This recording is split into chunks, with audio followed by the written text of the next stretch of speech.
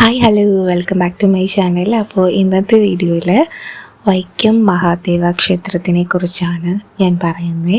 അപ്പോൾ ഒത്തിരി പേര് പോയിട്ടുണ്ടാവാം, കുറേ പേർക്ക് പോകാൻ ആഗ്രഹമുള്ളവരായിരിക്കാം, അതേപ്പറ്റി അറിയണമെന്നുള്ളവരായിരിക്കാം. അവർക്കൊക്കെ വേണ്ടിയിട്ടാണ് ഈ ഒരു വീഡിയോ. കേരളത്തിലെ തന്നെ ഒരു ആത്മീയമായ ചരിത്രത്തിൽ വളരെ പ്രധാനപ്പെട്ട സ്ഥാനമുള്ള ഒരു ക്ഷേത്രമാണ് ഈ കോട്ടയത്തുള്ള ജില്ലയിലെ വൈക്കം മഹാദേവ ക്ഷേത്രം എന്ന് പറയുന്നത്. ശിവഭക്തരുടെ പ്രധാന തീർത്ഥാടന കേന്ദ്രങ്ങളിൽ ഒന്നായ ഒരു ക്ഷേത്രമാണിത്. അതുകൊണ്ട് തന്നെ കേരളത്തിലെ 108 ശിവാലയങ്ങളിൽ ഏറ്റവും പ്രധാനപ്പെട്ടത് എന്നാണ് വിശ്വാസം. ഇവിടുത്തെ പ്രധാന പ്രതിഷ്ഠ തന്നെ ശ്രീ വൈക്കം മഹാദേവനാണ്.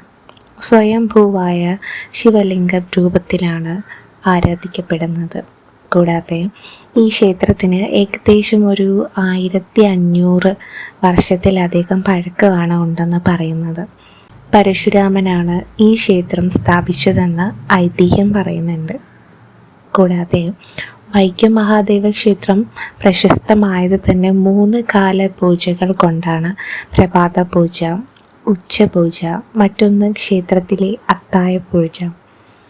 പ്രതിവർഷം വൃശ്ചിക മാസത്തിൽ നടക്കുന്ന വൈക്കം അഷ്ടമി ഉത്സവമാണ് ഇവിടുത്തെ ഏറ്റവും വലിയ ആഘോഷങ്ങളിലൊന്ന്. അതിലെ കുറച്ച് വീഡിയോസൊക്കെ ഞാൻ ഷോർട്സിലും ഞാൻ ആഡ് ചെയ്തേക്കാവുന്നതാണ്.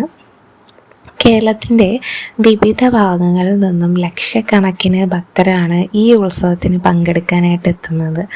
വൈക്കം അഷ്ടമിയുമായി ബന്ധപ്പെട്ട ഒരു പ്രധാന വിശ്വാസം ഇങ്ങനെയാണ് പറയുന്നത്.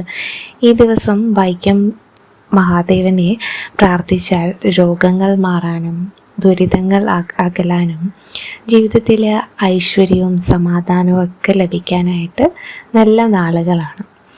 ഇവിടുത്തെ ക്ഷേത്ര പരിസരം വളരെ ശാന്തവും അമിതമായ ആത്മീയമായ ഒരു അനുഭവമാണ് നൽകുന്നത്. കൂടാതെ തന്നെ മനസ്സിന് സമാധാനവും ആത്മാവിന് ശാന്തിയും നൽകുന്ന ഒരു പുണ്യസ്ഥലം തന്നെയാണ് വൈക്കം മഹാദേവ ക്ഷേത്രം.